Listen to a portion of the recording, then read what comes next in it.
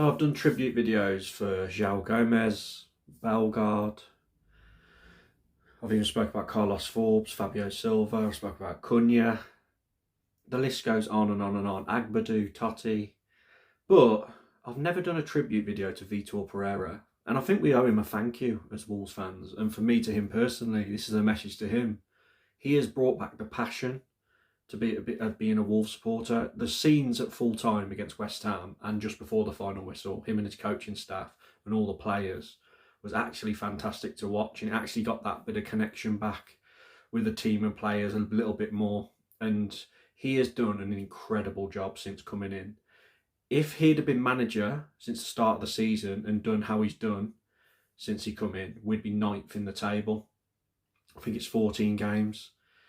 And you know what? He's sorted us out. There's been dark moments. There's been moments where we've lost 3-0 to Forest, to Chelsea, 3-1 to Chelsea. But what I'm trying to get at is, even when it went really bad, he didn't panic. He didn't start calling players out. He didn't start saying players aren't good enough. He just went along with it, went to the next game, set the team up and got us performing again. He's dealt really well with toxic players. He got rid of Lamina quick, let him go to Galatasaray. Dealt with that really well when he come in, because obviously he'd just been stripped of the captaincy. Got rid of Craig Dawson out of the squad, who allegedly was toxic as well. Cunha, I think he's dealt with him really well. He's a very difficult character. I watched Simon Jordan on TalkSport say that he spoke to Gary O'Neill off the record, and he basically said that Gary O'Neill said that there was a few bad eggs, meaning Lamina, Cunha and Dawson, that were really hard to deal with in the training ground. So I think Vitor's dealt with them brilliantly.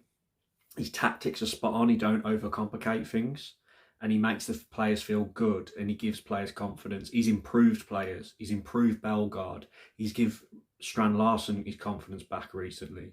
He's made Agbadu a brilliant player. Totti Gomez has improved under him as well. Even Sarr. Jose Sarr was our second goalkeeper before he come in, and now he's our number one again. Also, the biggest one for me is Andre. Gary O'Neill, probably the most criminal thing Gary O'Neill ever did was drop Andre and not start him all the time. Vítor come in and Andre was his man. He can spot a talent. Although most Wolves fans knew Andre should have been playing, and Gary O'Neill was a bit clueless in that, he's put him and Gomez together, and he's got them two gelled and playing absolutely incredible together.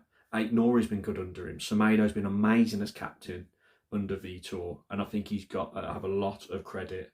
And he's brought the passion back. And look, I don't want to compare him to Nuno, but it's hard not to, because he's Portuguese, same setup, we're organised, and he likes to concentrate on ourselves. But if going into next season he is backed by Jeff Shee, which he should be, if he's backed, I think we could have a special season. I think with this squad we should have been mid-table anyway, but he's had to pick up the pieces from Gary O'Neill, who couldn't switch us up to a back four and failed.